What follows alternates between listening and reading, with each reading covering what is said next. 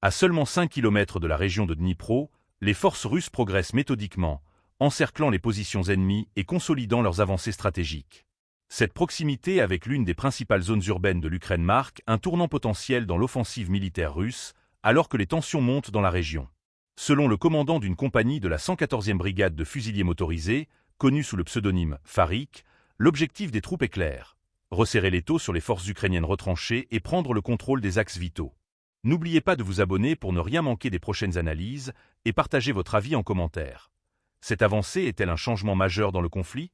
Les combats se concentrent actuellement dans la zone de Dachno, un village situé au sud de Kurakovo, où les forces ukrainiennes tentent de résister à l'encerclement.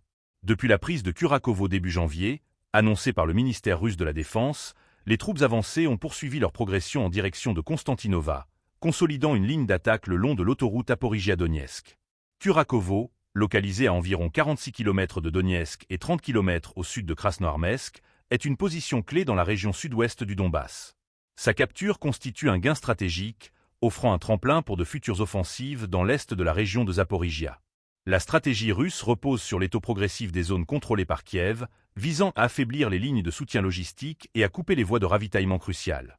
Cette méthode, qui consiste à avancer lentement mais sûrement, se traduit par des attaques ciblées sur des points névralgiques comme Dachno.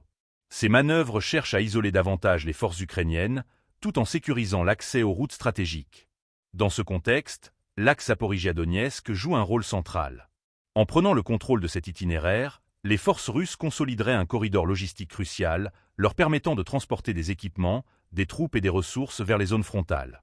Cette perspective inquiète profondément les autorités ukrainiennes, qui redoutent une pression accrue sur les principales zones urbaines, notamment Dnipro.